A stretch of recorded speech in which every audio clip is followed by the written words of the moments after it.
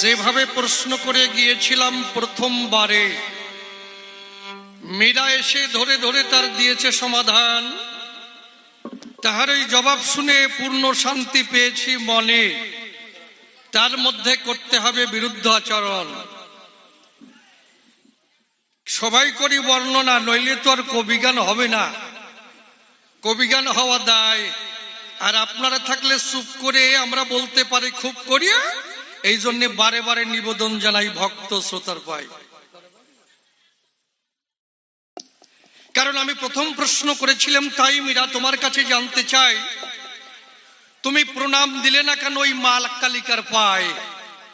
মীরা এসে বলে, তাই প্রণাম দেবার ইচ্ছা নাই। বলো তোমরা পাঠা বলি প্রথা পেলে কোন জায়গায়? তাই না? পাঠা বলি দাও বলে প্রণাম নেই নেই মায়ের চরণ তলে, এই কথা সভাস্থলে বোঝাইয়ে যায়।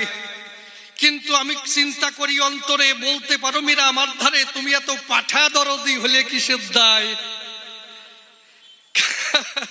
স্বামীর প্রতি কোনো ভক্তি নাই, শাশুড়ির প্রতি কোনো ভক্তি নাই, উনি পাঠা দরদি হইছে, পাঠা বলি দাও কেন? আমি বলি সভা তলায় একটা বজ্জাতীয় মহিলা, এরকম ধরনের মহিলা যত কমাই ততই ভালো হয়। কিন্তু মা আপনাদের কই না, এই মীরারে কই। কারণ ওনার অবস্থা বেশি ভালো না। কারণ আমার কথায় রাখুন নিরিখ, পাঠা হচ্ছে কামের প্রতীক। সেই পাঠা বলি দিলে জগতের মঙ্গল হয়। পাঠার জন্ম কোথায় বলতে পারেন আমায়? যে পাঠার জন্ম মাতৃগর্ভাধারে, প্রসব হওয়ার পরে ওই মায়ের উপরে অত্যাচার চালাতে দ্বিধাবোধ করে না মহাশয়, সেই পাঠা বলি দিলে আমি বলি সভাস্থলে, তাতে কি দোষ পড়ে গায়? কি এখন তো মাথা ঝুলছেন, তখন তো কিছু করেন না। যে পাঠা নিজের মায়ের উপর অত্যাচার চালায়, সেই পাঠা বলি দিলে মঙ্গল হয়। আপনি করেন হয় না? যত পাঠা আছে সব কটা রেকর্ড পদেই তোমার বাবা কি করে, কথা কওয়ার হয়ে যায়। তারপরে দাঁড়িয়ে বলি সবার বরাবরই আমরা যখন পূজা করি, তখন ওই পাঠাকে আমরা মায়ের চরণে নিবেদন করি। আর ওই নিবেদনের দ্বারায় তখন ওই পাঠা থাকে না অন্তরে করুন বিবেচনা, ওই পাঠা তখন প্রসাদ হয়ে যায়। আর ওই যখন প্রসাদ হয় সবাই ভক্তরা খায়। আর তুমি কোয়াও কি? আমার তো লজ্জায় মরে যাই ধর্মরাজ সবাই। তারপরে বললাম কি, যে কালাকালির মধ্যে কেবা সৃষ্ট হয়। বলে আমার কৃষ্ণের উপরে কেউ নাই নাই নাই। আমি তো মরে যাই লজ্জায়। কারণ আমি বলি সভা পাশে মীরা যুগে যুগে ভগবান আসে, নয়ন জলে ভেসে ভেসে ভাবা বেশে মাতৃ পূজা দেয়। এমন প্রমাণ অনেক আছে, খুলে বলি সবার কাছে। অর্জুনকে একদিন কৃষ্ণ ডেকে কয়, কুরুক্ষেত্র যুদ্ধের আগে, আমি বলি অর্জুন তোমার বুড়ো ভাগে, তুমি যদি যুদ্ধে জয়ী হতে চাও ওই সময় ধরো আমার কথা, ধরো আগে শক্তি পূজা করো, শক্তি সহায় হলে যুদ্ধে হবা জয় জয় জয়। এইবার অর্জুন তখন ডেকে কয়, তাহলে বলতে পারো আমায় শক্তি পূজা হবে কি করি, একটু বিধান দাও আমায়। যিনি কৃষ্ণ নটবরে তখন বালু নিয়ে করে মাতৃমূর্তি করিল স্থাপন। অর্জুন আর কৃষ্ণ মায়ের সখাসে বসে বসে পুজিল মায়ের রাতুল চরণ। মা এসে তখন দেখা দিল, ডেকে বলল কি চাষে সময়? অর্জুন ডেকে বলে, তাই মা আমি যুদ্ধে জয়ী হতে চাই, সেই শুভ আশীর্বাদ দাও আমার মাথায়। তখন মা আশীর্বাদ দেয়, যা তোদের হবে জয় জয় জয়। বড়কে কৃষ্ণ, কে কয়? মীরা। পুজো তো লোকে অর্জুন আর কৃষ্ণ। কার? মা কালীর। বড়কে কৃষ্ণ, কে কয়? সৎকান্দনী মীরা। এইবার এই যে রামচন্দ্র দুর্গা পূজা করেছিল, করে নাই বাবা? করে নাই? রামচন্দ্র দুর্গা পূজা করেছিল, খুলে বলি সভা তলো। তাহলে কৃষ্ণ করলো, রামচন্দ্র করলো, যুগে যুগে যত ভগবান এলো এমনি ভাবে শক্তি পূজা করে মহাশয়। এমনি ভাবে যদি শক্তি পূজা করে, কি বলবো, সভা পড়ে, তাতে কৃষ্ণ কোন কায়দায় বড় হয়? অন্তরে করুন ধারণা, এই দেবতাদের যত অস্ত্র আছে, খুলে বলি আপনাদের কাছে, যতক্ষণ পর্যন্ত আমার মা সহায় না হবে একখানা অস্ত্র চলবে না। চলবে? তরবারি চলবে না, বাণ চলবে না। তাই যদি চলতো, রাবণের সঙ্গে যখন যুদ্ধ বাঁধবে, অন্তর দিয়ে দেখুন ভেবে, তখন রামচন্দ্র বাণ চালিয়েছিল, চুরি করা বাণ করে নাই? অন্তরে করুন বিবেচনা, বাণ আর চলে না। বিভীষণ বলে শক্তি পূজা, শক্তি সহায় না হলে ওই অস্ত্রের আর কাজ হবে না, ওই বাণের কাজ হবে না, তাই না? তাহলে এই যে রামচন্দ্র দুর্গা পূজা করেছিল, তাহলে তোমার এই কৃষ্ণ কোন কায়দায় বড় হয়? এটা তোমার লজ্জার বিষয়। তুমি যা বলো কোন জায়গায় তো মেশে না। অন্তরে করে বিবেচনা, এই জন্য বাজে কথা বলো না ধর্মরাজ সবাই। দেখুন, দাঁড়িয়ে বলি সভাতলে মহাকাশে মহালীলা চলে। গ্রহ নক্ষত্র তার কক্ষপথ অনুসরণ করে চলে মহাশয়, চলে না? আচ্ছা, কারো সঙ্গে কেউ যদি ধাক্কা খায় কি হবে? পৃথিবী গোল্লাই যাবে। তাহলে এর পেছনে কি? শক্তি।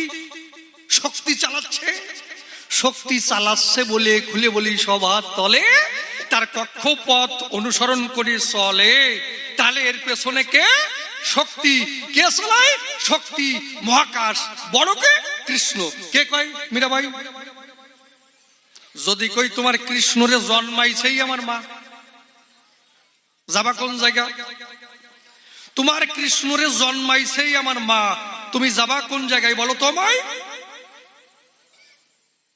দেখুন, এই কৃষ্ণ যতবার বিপদে পড়েছে আমার মা রক্ষা করেছে, প্রমাণ নিয়ে যান। বসে শুনুন জ্ঞানী জনে, রাধা কৃষ্ণ দুইজনে একদিন নিকুঞ্জ বনে ধায়। নিকুঞ্জ বনে যখন গেল, আয়ান তখন ঠিক পেল, অমনি গদা নিয়ে ধায়।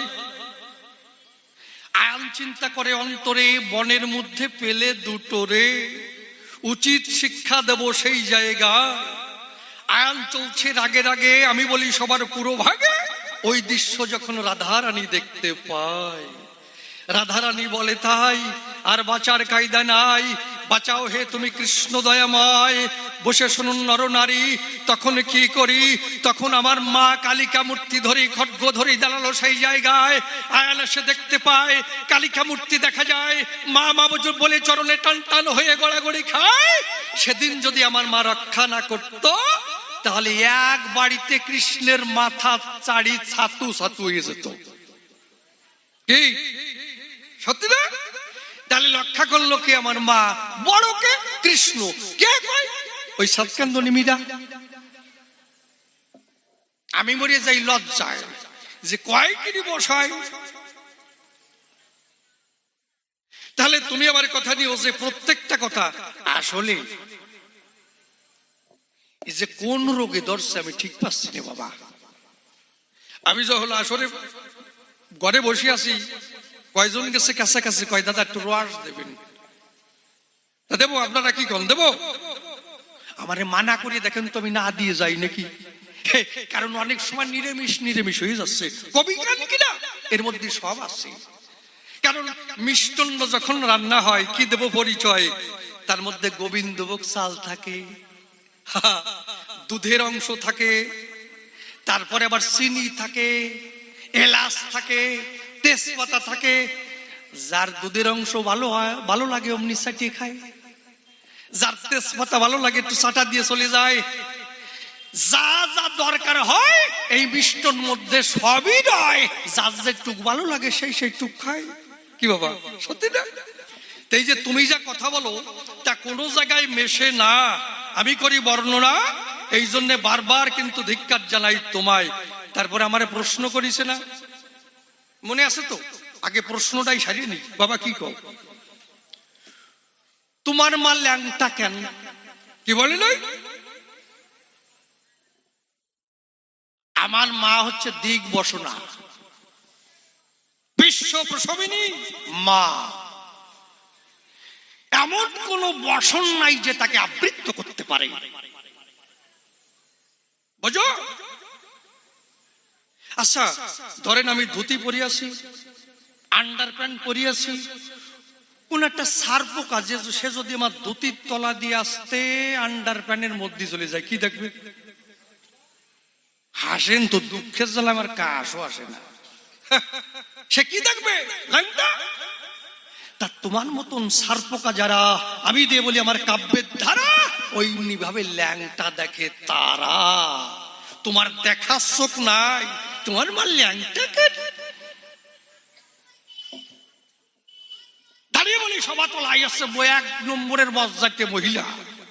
এমনি ভাবে কিন্তু হয় না বলি সভ্য সবার ঠাই। এই জন্য তোমার কাছে আমি পরিশুদ্ধ জবাব চাই। তুমি আমার মারে ল্যাংটা কইলে কেন? ফিরে আবার উল্টোই প্রশ্ন করে গেলাম। কি তারপরে প্রশ্ন করছে কি যে তোমার মা তোমার বাবারে কেন পড়ায়? রক্তবীজের সঙ্গে যখন যুদ্ধ হয় তখন ভ্রুকুটি হইতে মা কালীর উৎপত্তি হয়। এমনি ভাবে যখন হলো খুলে বলি সভা চলো, তখন থেকে কিন্তু উপর থেকে অর্ডার এলো যে ওই রক্তবীজের যে 1 বিন্দু যদি মাটিতে 1 ফোঁটা রক্ত পড়ে সেখান থেকে আবার রক্তবীজ তৈরি হবে। কি বাবা সত্যি কথা না? তখন মা কি করলো? সেই রক্ত পান করেছিল। রক্ত পান করতে করতে বসে শুনুন সুধী সতে, এমনি ভাবে রক্ত খেয়ে কি হয়? পৃথিবীর রসা তলে যায়। তখন দেবতারা পড়লো সমস্যায়, দেবতারা মিটিং পাতায় কি করা যায়। তখন শিবের কাছে যায়, রক্ষা করো এই জায়গায়। শিব ঠাকুর তখন কি করে? রক্ষা করিবার তরে তারপরে টান টান হয়ে শুয়ে পড়ে। মা যখন ওই রাস্তা দিয়ে যায়, বাবার গায়ে যখন পা লাগলো তখন জিহ্বা কেটে দাঁড়িয়েছিল। আর তোমার মতন বেলজ্জয় মহিলা সে বলে কি তোমার বাবারে কেন মা পাড়ায়? এমনি ভাবে যদি অশুদ্ধের দমন আমার মা না করত, তোমার দেবতার গণ কখন আর স্বর্গে যাচ্ছে জায়গা পেত? যতবার দেবতারা বিপদে পড়েছে আমার মা রক্ষা করেছে, যতবার পড়ুক। কিন্তু এই শক্তি নাই দেবতাদের গায়ে। এই জন্য কয় আমার মা হচ্ছে প্রকৃতি, শিব হচ্ছে মঙ্গল। প্রকৃতির উপরে মঙ্গল দাঁড়ায় রয়েছে। এবার ঠিক পাও তুমি? এই জন্য তোমারে করি বর্ণনা। এই সব কথার বাজে কথা বলো না। তুমি বৃন্দাবনে যাবে না কেন? কোথা থেকে এলে আবার কোথায় যাবা? তোমার এই যাওয়া আসা সার মাত্র। প্রহ্লাদের মাতার কথা বসে শুনুন বিজ্ঞ শ্রোতা। এত ভক্তিমতী, তার স্বামী চিন্তা ছাড়া আর কিছু বোঝে না মহাশয়। এইবার ওই ভক্তি দেখে আমি বলি সবার বাকে প্রহ্লাদের পিতা ডেকে কয়, শুনছো কি? আমি তোমারে কিছু দিতে চাই সময়, কারণ তোমার মতো প্রতিভক্তি নারী আমি দেখি নাই। আমি তোমারে কিছু দিতে চাই, কিছু চাও এ সময়। তখন প্রহ্লাদের মাতা ডেকে কয়, তুমি সত্যি দেবে স্বামী আমায়? তবে ত্রিসত্যি অঙ্গীকার আবদ্ধ হও। দেব দেব দেব। 3 বার যখন বললো, আমি বলি সভা চলো। প্রহ্লাদের মাতা ডাক দিয়ে কয়, যখন সময় হবে অন্তর দিয়ে দেখি ভেবে সেই দিনকে চেয়ে নেবো, মিথ্যা কথা নয়। এইবার কয়েক বছর পরে যখন সময় হলো, প্রহ্লাদের মাতা ডাক দিয়ে বলল, স্বামী এসো ঘরে। এই সময় কেন? ঘরে যখন বসালো, জানালা দরজা বন্ধ করে দিল, ডাক দিয়ে বলল, তুমি ত্রিসত্যি অঙ্গীকারে আবদ্ধ হয়েছিলে, কথা মিথ্যা নয়। তাহলে ধরো আমার কথা ধরো, তুমি আমার সঙ্গে আর সারা রাত্রি ভরে কৃষ্ণ নাম করো। এইবার স্ত্রী কথা রাখবার তরে বসে শুনুন নারী ডরে সারা রাত্রি ভরিয়ে ভরিয়ে যখন কৃষ্ণ নাম করে মহাশয়, ওই কৃষ্ণ নাম করতে করতে বলি আমি সভাতে ঘরখানা হয়ে গেল কৃষ্ণময়। তখন প্রহ্লাদের মাতা ডাক দিয়ে কয়, আমি স্বামী, আমি ডেকে বলি তোমার সম্প্রতি আমি হয়েছি ঋতুবতী, আগে আলিঙ্গন দাও আমায়। আলিঙ্গন যখন দিল, প্রহ্লাদের মতো একজন কৃষ্ণ ভক্ত জন্মালো। আর তোমার দ্বারাই জগতের কি হলো এই হিসেবটা চাই। প্রহ্লাদের পিতা নিজেই কিন্তু ভগবান সেজে যায়, সবাই করে মানা, আমার পূজা না দিয়ে ভগবানের পূজা করবো না। অন্তরে আছে ভাবো, যদি পূজা করো তাহলে এক কোপে দুই খণ্ড করে ফেলবো। এমন পাপাচারী আছে বিশ্ববসুধায়। তাহলে এমন একটা মানুষের কাছ থেকে প্রহ্লাদের মাতা তার ভক্তির দ্বারায় প্রহ্লাদের মতো একদম সন্তান জন্মায়। তা আমি যতই খারাপ হই, তুমি তো পারতি যে এই রাজার কাছ থেকে আমি একটা সন্তান নেই, তোমার ভক্তির দ্বারায় তোমারই একজন কৃষ্ণ ভক্ত সন্তান জন্মাতো। তা তুমি সেই কাজ না করিয়া তুমি যাবা বোঝো ফুরিয়ে, তোমার তো বাজামিয়ে করবে সবাই। কি বাবা সত্যি না? নারীর মধ্যে যে শক্তি আছে খুলে বলি সবার কাছে, একটাও ফেললা কথা নয়, একটাও ফেললা কথা নয়। দেখুন, দাঁড়িয়ে বলি সভা তোলো, মালাবতী সতী ছিল, ছিল না? আচ্ছা, তার স্বামী যখন কুষ্ঠরোগে ভোগে মহাশয়, এইবার অসুস্থ স্বামীকে স্নান করিবার তরে যখন জঙ্গলের পথ ধরিয়ে যখন মালাবতী ধায়, ঋষি যখন বসা ছিল ধ্যানগ্রস্ত অবস্থায়, তার গায়ে যখন আঁচল লাগলো, সঙ্গে সঙ্গে তার ধ্যান ভাঙলো। বলে আমি শূলবিদ্ধ হব এই জায়গায়, মনে পেয়েছি মনস্তাপ, তোরে করবো অভিশাপ। বলে বাবা আমি তো দোষ করি নেই এই জায়গায়, আমার অসুস্থ স্বামীকে স্নান করিবার তরে আমি যাচ্ছি এই বনপথ ধরিয়ে, আমার কাপড়ের আঁচল লেগে যায়, তা আমার দোষ কোন জায়গায়? বলে শোন, তবুও করবো অভিশাপ, আগামী দিন সূর্য উদিত হওয়ার সঙ্গে সঙ্গে তোর স্বামীর মৃত্যু হবে। অভিশাপ দিল। মালাবতী বলে আমার স্বামী পদে যদি ভক্তি থাকে, কি বলবো তোমাকে, আমিও অভিশাপ করবো। আমি করি বর্ণনা, যে সূর্য উদিত হলে আমার স্বামীর জীবন যাবে চলে, পূর্ব দিগন্তে সূর্য আর উদিত হবে না। অভিশাপ পড়লো। এখন তো দেবতারা মিটিং পাতালো, কি করা যায়? এক এক করে সবাই যায়, কারো কথা শোনে না। আমি করি বর্ণনা, শেষ পর্যন্ত কৃষ্ণ গিয়ে দাঁড়ায়, বলে তোমার স্বামীর বদলে যদি আমি যাই আমাকে পাও? বলে না না, কে তুমি? একমাত্র আমার কাছে শ্রেষ্ঠ ভগবান স্বামী, স্বামী পদে যদি মতি থাকে, আমি বলি সভ্য সভা পাস, আমি বলি তব পাস, তোমার মতন শ্রীকৃষ্ণ হবে আমার চরণের দাস। মালাবতী বলে নাই? বলে তারপরে কি করতে হবে, কি করা উচিত? বলে শোনো, আমি অভিশাপ ফিরাই নিতে পারি। কি বলবো তোমার বরাবরই আমার স্বামীকে পূর্ণ যৌবনা করে দিতে হবে, পূর্ণ যৌবন ধরে দিতে হবে, তারপরে সে অসুস্থ হবে। এমনি ভাবে যখন প্রার্থনা জানালো, তার স্বামী সুস্থ হলো। তাহলে মালাবতী সে একজন নারী। দাঁড়িয়ে বলি সবার বরাবরই তার মধ্যে যে শক্তি আছে মিথ্যা কথা নয়, কৃষ্ণকে সরিয়ে দেয়। তাহলে তুমি আমার ঘরের নারী। খুলে বলি তোমার বরাবরই এই পতির চরণে লক্ষ্য না দিয়া তুমি বৃন্দাবনে যাবা চলিয়া। এতে কি অবস্থা হয়? এতে কি অবস্থা হয়? তোমার মধ্যে যে শক্তি আছে তার কোনো প্রুফ রেখে যাবো? হ্যাঁ, আমি লজ্জায় মরিয়ে যাই। তোমার কথা শুনে আমি উঠি তেলে বেগুনে, যে কি সহ্য করা যায়? এই জন্যে দেখুন, আমার মা এই যে মাতৃরূপ, মাতৃরূপে তার কোনো কলঙ্ক নাই, আছে? মাতৃরূপ দেখলে পরে, মা ডাক দিলে পরে, মা ডাক শুনলে পরে ভক্তিতে মাথা অবনত হয়ে আসে মহাশয়। আর এই যে রাধা কৃষ্ণ, ওরে আমার প্রেম কাহিনী রে, একেবারে কৃষ্ণ রাধা জড়াই রয়েছে বাঁশি নিয়ে। আচ্ছা, ওই ছবি দেখলি জগতের কি কল্যাণ হবে বলুন ভাই? রাধা কৃষ্ণের প্রেমে জড়াজড়ি ছবি, ওই ছবি মানুষে দেখলে কি কল্যাণ হবে?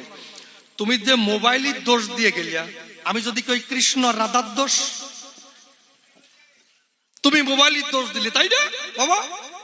মোবাইলের দোষ দিলে এই কৃষ্ণ রাধারানী যে প্রেম করেছে সেই প্রেম যুবকদের মধ্যে ঢুকেছে।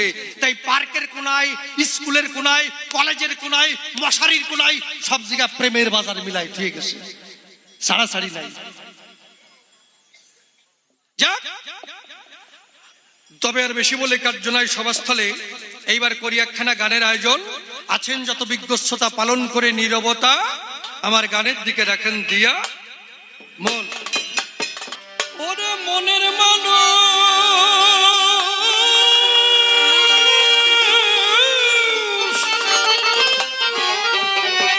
মনের মানুষ মিলে যদি মিলন হয় মনে,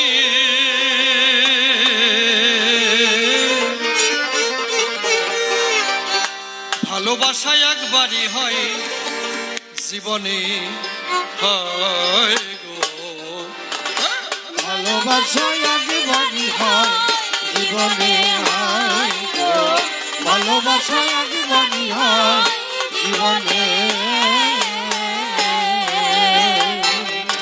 ওরে মনের মানুষ মেলে যদি, মনের মানুষ মেলে, ওরে মনের মানুষ মেলে যদি মিলন হয় মনে মনে, ভালোবাসা একবারই হয় জীবনে হয় গো, ভালোবাসা একবারই হয় জীবনে। মিলন হলে হৃদয় ফুলে, ভালো মন্দের দ্বন্দ্ব যায় ভুলে, দুটি জীবন ছুটে চলে ছাই দিয়ে কুলে। ও ছাই দিয়ে তুলে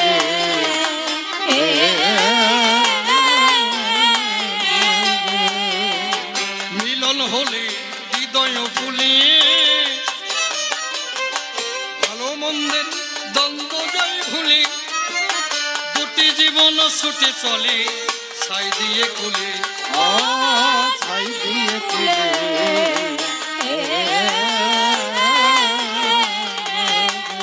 তারা মধুর প্রেমের দোলায় দোলে, মধুর প্রেমের দোলায় দোলে, মধুর প্রেমের দোলায় দোলে থাকে জীবন মরণে, ভালোবাসা একবারই হয় জীবনে হয় গো, ভালোবাসা একবারই হয় জীবনে।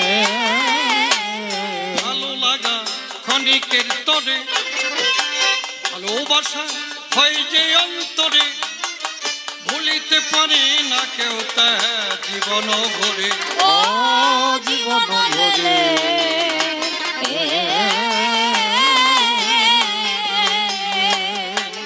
ভালো লাগা ক্ষণিকের তরে, ভালোবাসা হয় যে অন্তরে, ভুলিতে পারে না কেউ তা জীবন ভরে। ও জীবন ভরে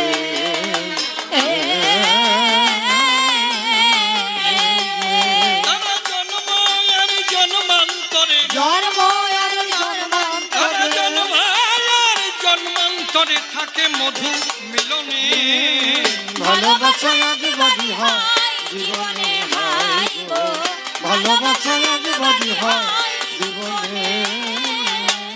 প্রাণ বধূ আর প্রেমের মাধুরী, অসীমের মন করেছে চুরি, ভাব সাগরে ঢেউর দোলায় ভাসালাম তরি। ও ভাসালাম তরি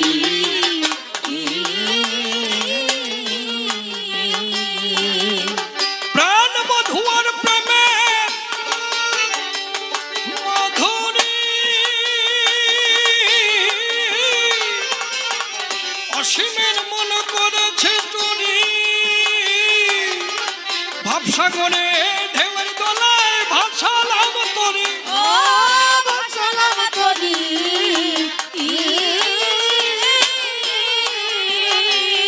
আমি কেঁদে যাব জীবন ভরি, কেঁদে যাব জীবন আমি ভরি, কেঁদে যাব জীবন ভরি তোমার প্রীতির বন্ধনে, ভালোবাসা একবারই হয় জীবনে হয় গো, ভালোবাসা একবারই হয় জীবনে। আমি বললাম মায়ের উপরে আর তো কেহ নাই, আমার মা শ্রেষ্ঠ প্রমাণ দিলাম সবার ঠাই।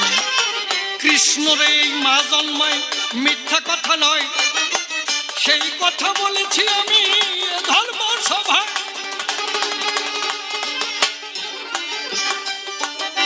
কৃষ্ণের গায়ে কলঙ্ক আছে, মায়ের গায়ে নাই, মায়ের মতো অত মা কোথায় বটে পাই।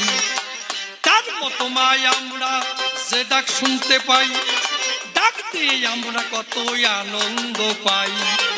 কৃষ্ণের ডাকের চরিত্র মোটেই ভালো নয়, সেই কথা বলতে গেলে লজ্জার বিষয়। রাধা কৃষ্ণের জড়াজড়ি ছবি কেমন হয় ভাই, চোখ খুলে দেখেন একটু মিথ্যা বলি নাই। তবে প্রশ্নকর্তার বেশি বলা নিষ্প্রয়োজন, আমার মতো ভাব এখানে করব সমাপন। বড় বড় কবিয়াল ছিল যারা যারা, ওই কালের টানে একদিন কোথা বিলীন হলো তারা। আমি তো কবি ছাড়া সম্মুখে দাঁড়াই, আপনাদের কৃপায় আশিস আমি বটে চাই। এবারে আপনারা করুণা করে দিবেন চরণ ধুলি, সেই ধুলিতে জানোই আমি হরি বল বলি। হৃদয়টা জানোই আমার শুভবিত্র রয়, এই মিনতি জানাই আমি ভক্তবিন্দুর পাই। এই পর্যন্তই আমার ভাব সাঙ্গ হয়ে গেল। জয় জয় মা কালী প্রীতি প্রমানন্দে বদন ভরে একবার হরি হরি বলো। হরি বল হরি বল হরি বল।